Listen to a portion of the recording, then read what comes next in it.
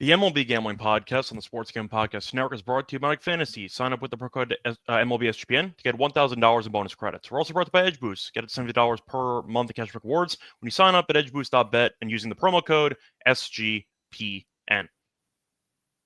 And welcome, everybody, to the MLB Gambling Podcast here on the Sports Gambling Podcast Network. It is currently Wednesday night, March 26th, roughly 8:15 p.m. Eastern Time, for the second episode of the day for opening day. If you didn't notice, opening day is tomorrow.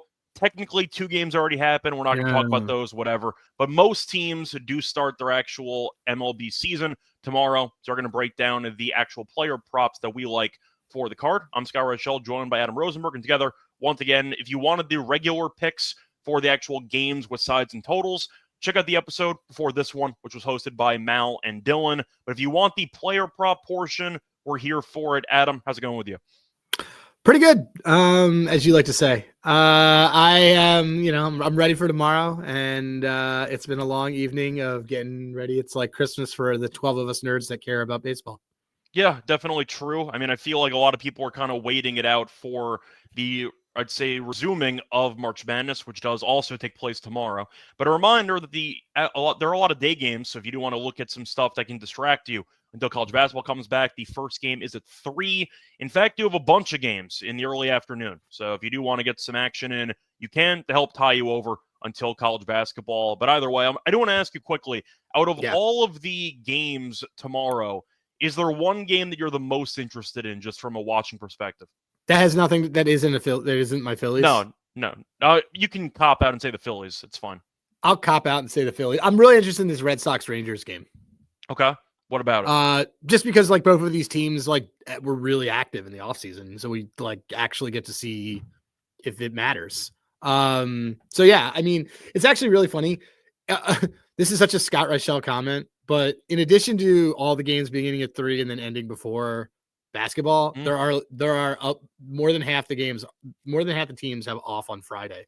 Yep. Which you would normally go on a rant and be like, this makes no sense. As a Yankees fan, I'm used to it because the Yankees are always off on Friday because in case of rain delays, they want to make sure that they don't completely stack the first weekend with doubleheaders. That's usually why they space it out. So the Yankees never play Friday. I'm used to it. Yeah. Phillies aren't either. So, and then some of these that, but it's good, man. Look, I know people are going to go dong hunting and there will be a time for that, but, I think that this is not necessarily the dong time, but when it gets a little bit warmer, it might. So we'll see. We have some good stuff though. In case you didn't understand, by the way, he's referring to home runs. In case you were wondering. Yes, home runs. Yes. When I was on Steffi Small's show and I said I was going to send her a dong pic, I now realize why she was taken aback by that. Yeah. Okay. Okay. So just saying, I feel like that could have been a miscommunication that could have been avoided. But then again, as you might know or might not know, Adam spent part of last season writing articles for SGPN where he was giving out his favorite home run plays. So he, I believe, gave himself the nickname the Doctor of Dong. I did. Which he should not make business cards for. But the point is that he, I'd say, is an expert at actually giving out home run plays. So he said he's going to wait until it gets a little bit warmer out. But we will be giving out home run plays over the course of the season. A reminder, though, for the actual, I'd say, schedule for the MLB podcast. Of course, we do have the daily pick show 5 times a week. However, or 6 times a week. The point is, though, we are going to be throwing in more prop stuff. So the schedule normally is going to be the normal record time for the picks the day before at 5 p.m. Eastern, same as last year. However, the morning of the games, probably at noon, give or take, maybe 10 o'clock, we'll also be doing a player prop episode a couple times a week. Because I know that a lot of you wanted more player props, so now we kind of separated the 2 of them. So keep that in mind. We're going to be doing player prop stuff all season long.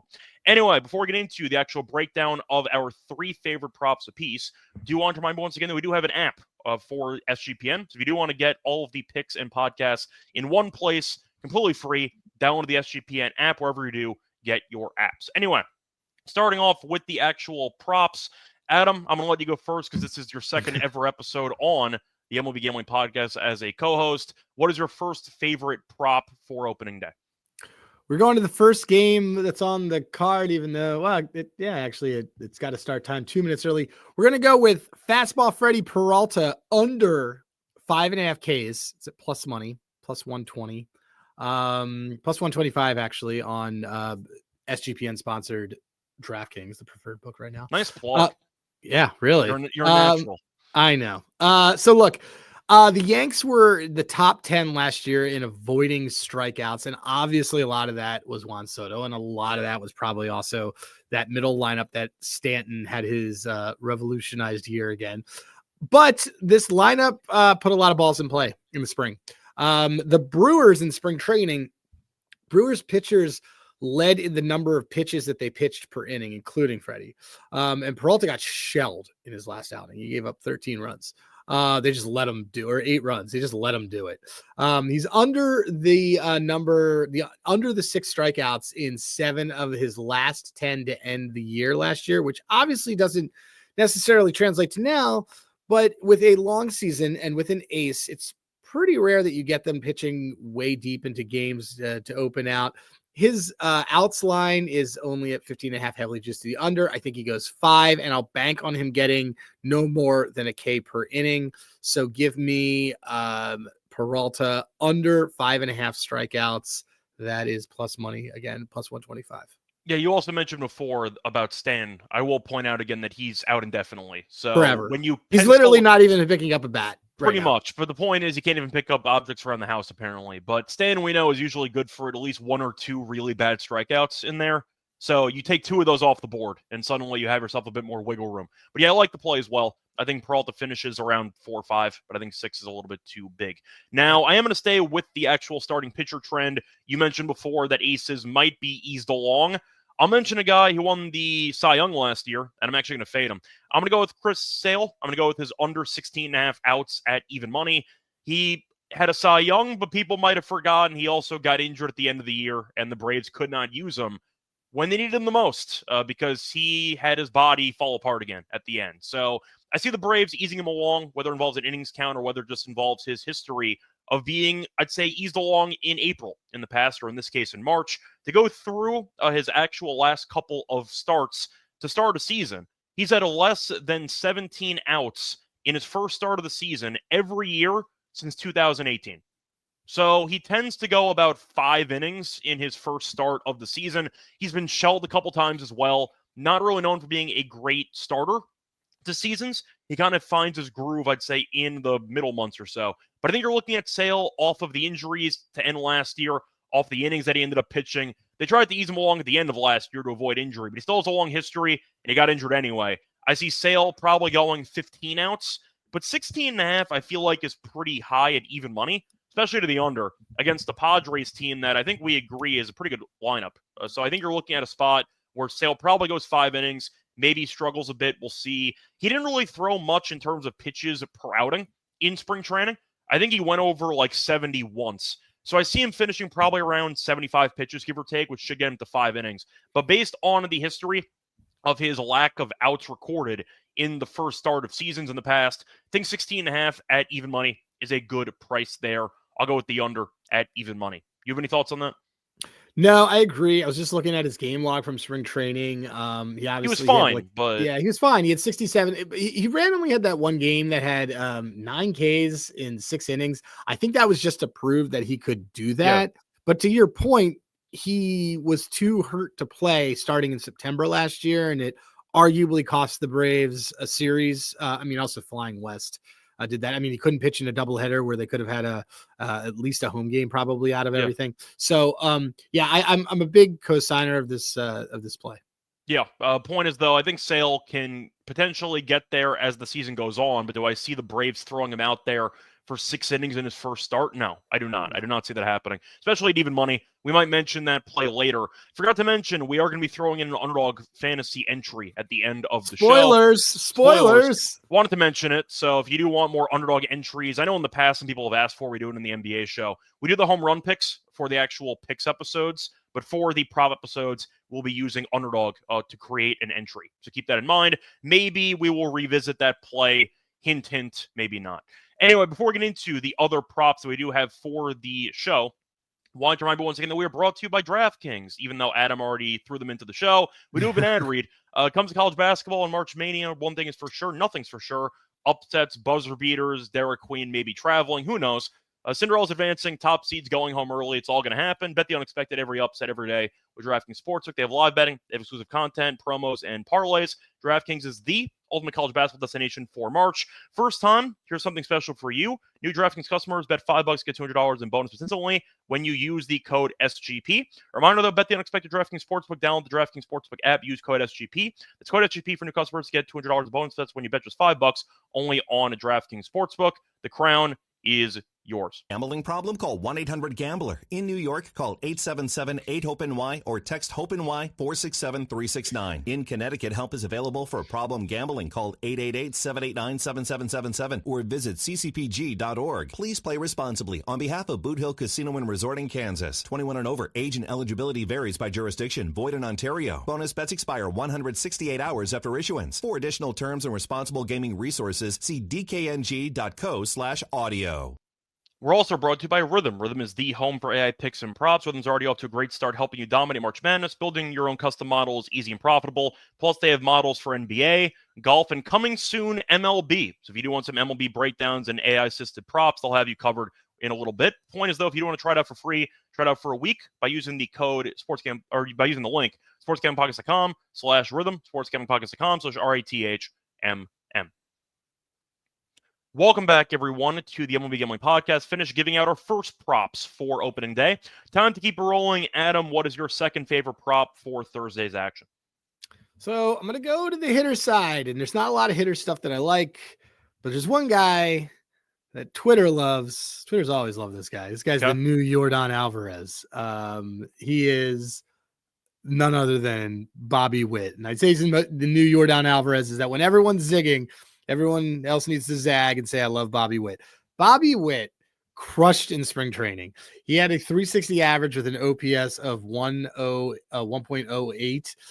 He had 10 hits in his last 7 spring training games, which is just nuts. One can argue that he's a good player. One could argue he's a good player. We have a list. We have a shared doc that is good players. Good player, Bobby Witt. Batting 308 versus Bibby, who is pitching for the Guardians. 7 total bases and 15 career plate appearances. He also just smokes fastballs, which is really like cutters are Bibby's main thing. He's actually not a ground ball pitcher. This is a terrible matchup.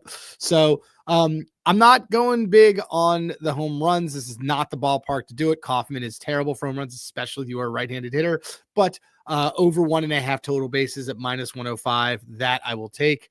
And so Bobby Witt, maybe he smacks a double, maybe he gets 2 hits, maybe he gets a triple, maybe he does get that home run, but I do think that he will get over 1.5 total bases. I think a line that is usually -130 during the season being almost even money right now is a pretty good deal. Yeah, plus to mention the fact that he is one of the favorites in the market to lead the league in hits. So he can get there a couple ways, either a double, he's got crazy speed, or maybe just gets a couple hits and he gets it done. So I definitely agree with that. I do think that Witt, of course, we know is a really, really good player, obviously. So I think that he's in a good spot to take advantage of Bibby's pitch mix en route to probably going over in a couple of ways. Wanted to see his numbers, though, against the Guardians, and his numbers against Cleveland, by the way, are absolutely filthy. Yeah. He's added at least 2 bases in 7 of his last 8 games against the Guardians. Yeah, we may have to think about him later for that thing that we were talking about. Just saying, point is he has owned this team in the past, and they see him a lot. So I definitely agree with that play. I'm going to go with I'll go with the hitter prop for this one as well. I'm going to go to the Mariners game, and believe it or not, I'm taking a positive play on a Mariners hitter, which is a very dangerous proposition. But I'm going to go with Cal Raleigh. I'm going to go with Cal Raleigh over his 1.5 hits, runs, and RBIs at -120. He's had at least 3 hits, runs, and RBIs in 7 straight against the A's. Mentioned a second ago, Witt has the Guardians number. He definitely has the A's number because he has owned this team. He's also been very good against Severino. A reminder, Severino was the highest paid Athletic of all time, and he's starting on opening day. Raleigh, though, in his career against Severino is 2 for 2 with a home run and a walk. So and he just signed an extension. He just got paid. Yeah, he just signed an extension. His spring numbers were kind of weird. His batting average was horrible, but he had 5 home runs, which is like the perfect Cal Raleigh summary. Yeah. But the point is, though, he had a lot of balls in play. Point is, though, Severino's a guy who we know can potentially lose command, and we know Raleigh can capitalize on that. But he's been great against he's been great against the A's, been great against Severino, and they just paid him a lot of money. Then Cal Raleigh, 1.5 hits, runs, and RBIs. You can get there on an RBI single. You don't really need much. But I think Severino, I don't know what you think he's going to do in Oakland. I mean, not in with the A's. I can't say Oakland anymore. In Sacramento, I think he'll be fine, but we know that he does let guys get on base, and I think that Raleigh can definitely drive guys in. So I like Raleigh to do well. Minus 120 for one of the main RBI guys on this team, I think it's a very good deal. I'll take Raleigh over his 1.5 hits, runs, and RBIs minus 120. Yeah, I couldn't tell if he was batting third or batting cleanup. I think he might be batting cleanup. Point is, he's in a prime spot. He's in a prime spot. He's also a switch hitter. Yeah. And like Severino stinks against guys who are batted the left-hand side of the plate. There's a lot of reasons I like Raleigh tomorrow, and another one being that Zach Geloff's hurt on the Athletics. He's their second baseman, and so if you look at a heat map, probably I'd say 65% of Raleigh's balls go into, like, especially singles, go right into this little middle area where the second baseman is. So Max Muncy, not the Dodgers Max Muncy, but non-roster invitee rookie Max Muncy on the Sacramento A's. He is who's starting at second base. He actually hasn't played a ton of second base other than spring training. So I think it's a really good situation for Raleigh just to be, even if he hits balls in play. He was second over the last 3 weeks in balls in play for the team. So this is a good play. I know it's long-winded, but I'm a big fan of Cal Raleigh tomorrow. I'm not a greedy person. I'll take a single up the middle for an RBI. I'm not asking for much here, but I do want to ask Victor you Robles. I do want to segue. I want to ask you a quick question. Do you know which catcher was the best in the entire league at using the challenge system in spring training? You're thinking way too hard about this. I don't know. I mean, is it Cal Raleigh? That is correct. It is Cal Raleigh. There it is. Yeah, 100% correct. Behind the dish, he was actually 9 for 9 challenging calls.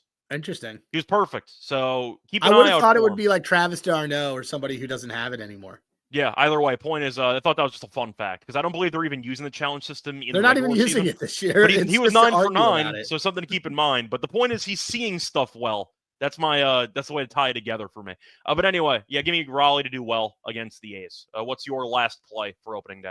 My last play for opening day is I am fading SGPN friend of all programs. What a traitor. Wow. Justin Lexington Steele. Lexington Steele, by the way, who went to Syracuse University. I always like to point that out.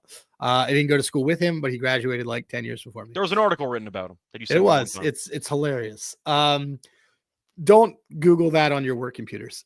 Anyway, Justin Steele, under 15.5 outs, minus 118. D-backs, 4th highest OPS versus lefties during spring training. Best in baseball last year. Steele looked not great against this Dodgers team about a week ago. Pitchers are creatures of habit. He has had extra rest, which is never something. I never like to back a guy when he's had extra rest. This is one of the few games that has a total of 8.5. He hasn't looked dominant this spring.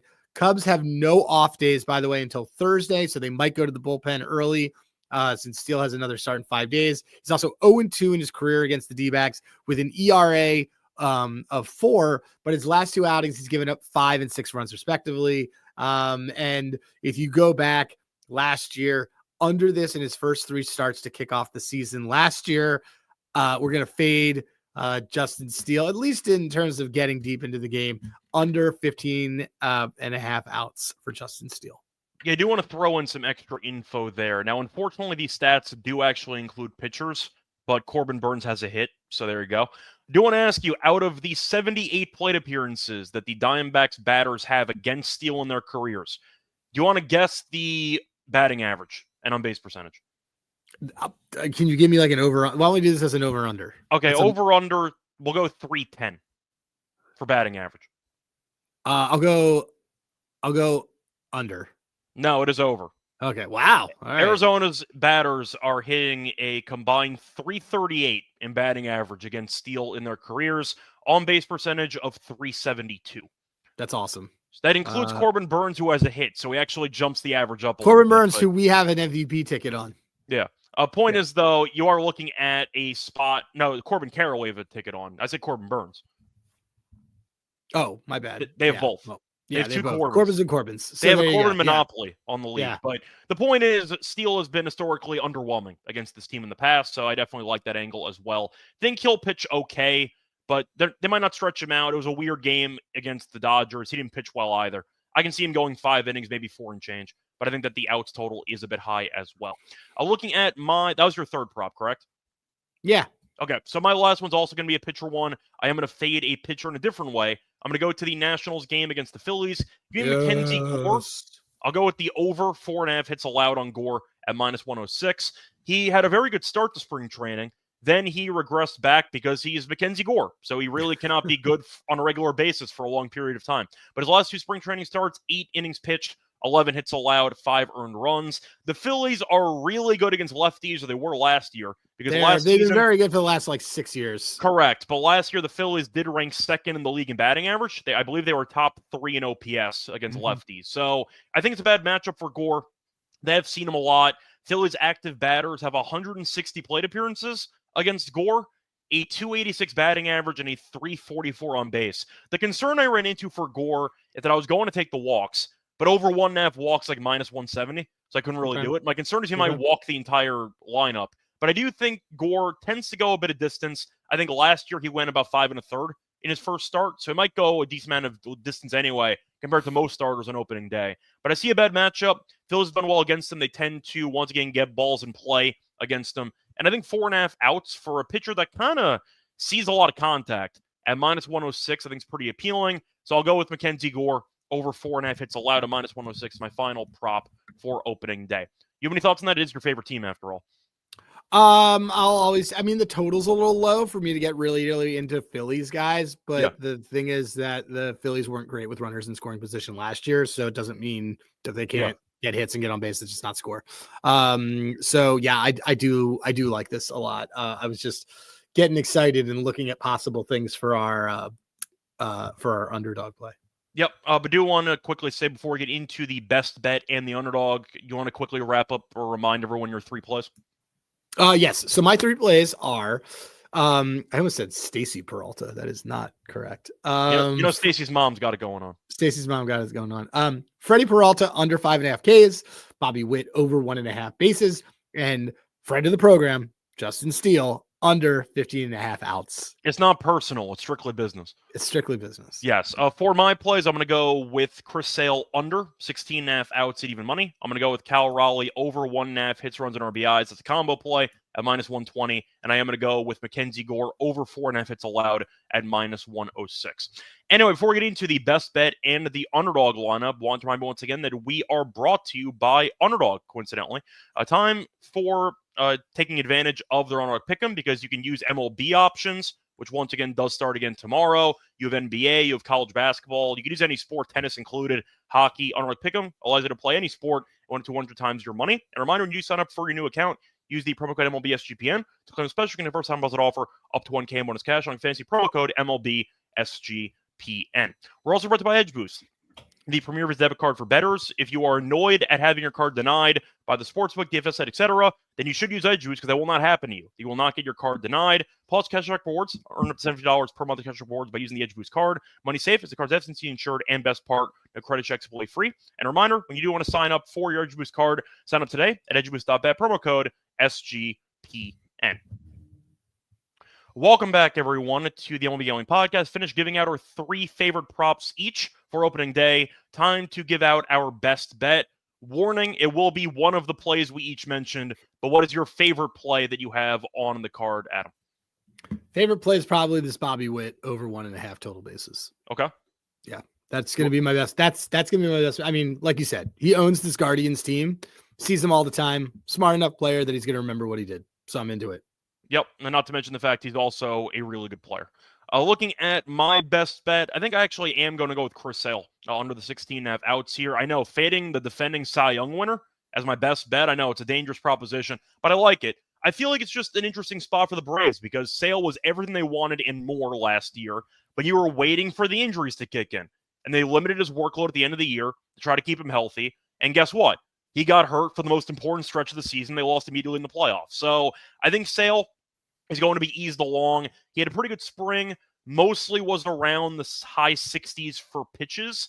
I think he might end up getting pulled in the 70s here, but I think that 16.5 outs at even money is a pretty decent price when he has not had 17 plus outs in his first start of the season. Since 2018, it's been basically 7 years since he's gone over this in his first start of a season. think he'll finish around 5 innings. Maybe they'll pull him. Not to mention that San Diego's offense is also pretty good.